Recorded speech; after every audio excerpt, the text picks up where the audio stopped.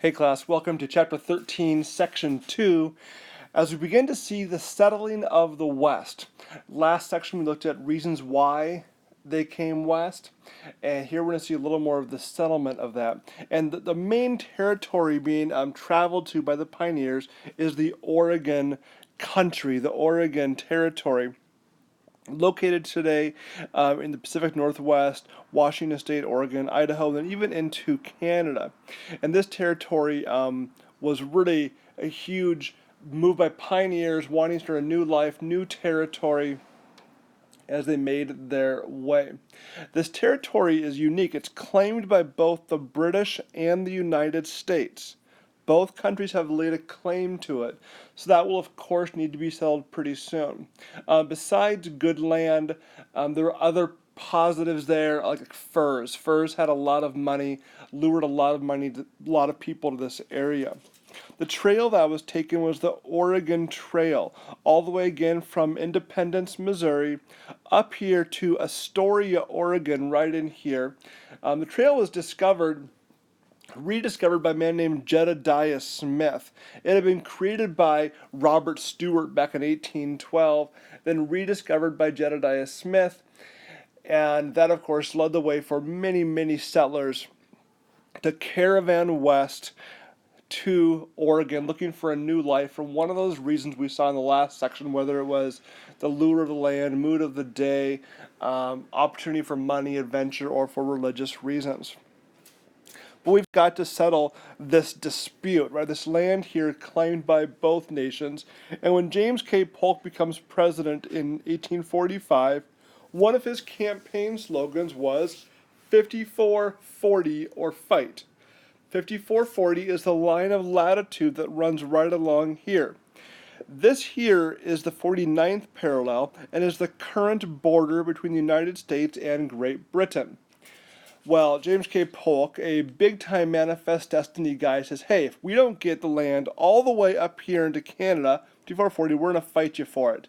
The reality was, Polk didn't want to go to war, so in 1846, the two nations settle on the 49th parallel to be the dividing line. This here is the northernmost part of Washington State today. This line here, the 42nd, is the border between Oregon and California today.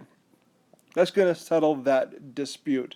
Both groups, the British wanted the land down to the Columbia River, right here, and we wanted the land up to here. We found a compromise right there in the middle. So I mentioned to you last some people came to the West for religious reasons, and one of those groups were the Mormons. The Mormons saw the West as a refuge from the persecution that they had been experiencing in the East. And so they organized themselves and they made a great trip to the Great Salt Lake in Utah, this very deserty, desolate land. They had tried Michigan and they had tried the Northeast, but had faced a lot of persecution from people they lived by. And so they're going to make their way behind the leadership of their leader, Brigham Young. They're going to come. Notice the Oregon Trail is the green one. It comes, and we're going to see the Mormon Trail go off it in the Great Salt Lake. And then, of course, this is the Red to California Trail we'll look at here in a moment. And so by 1877, there were 140,000 Mormons living in this area, an area that seemed to be pretty desolate and unlivable, yet they made it livable. And then I mentioned also last section, another big pull was the opportunity for health. And of course, the gold rush had hit California, primarily northern California. See the map here. Here's the California Trail. The Mormon Trail would have gone right here. And gold is found in these areas where the gold color is located. And the Treaty of Guadalupe Hidalgo, haven't talked about it yet, is going to end the Mexican War. Well, just 10 days before the wars ended, gold gets discovered on Sutter's Fort.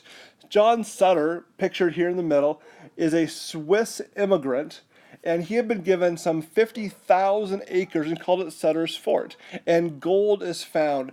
And gold for a lot of people was their ticket for great wealth. and people are going to begin to stream to California by caravan, covered wagons, some using a clipper ship. However they could get there, and as fast as they could, they came streaming. In 1849 alone, now 1 year, over 80,000 men came to California. And these men became known as the 49ers, coming to strike it rich. Very few would, but most did. And by the fall of 1849, the people of California made a strong push to become a state. This was a very, very quick process for California to go into statehood, but by 1850, California had become a state. They had written a constitution which prohibited slavery, so they are a free state. Slavery gone, California is a state. I do want to mention this California Trail. It was a branch of the Oregon Trail and blazed by mountain men in 1846, giving people a way into California. The trail became an important route for seekers and settlers. The trail, though, was very, very dangerous because of all the desert conditions, a severe lack of water, and then having to cross over the Sierra Nevadas. But despite its challenges, 165,000 pioneers came to California between 1846 and 1858. So a large push, a lot of reasons for a lot of folks coming to California and to Oregon. Now, next section, we've got to figure out what to do with Texas. Because, of course, Mexico wants it, and so does the United States.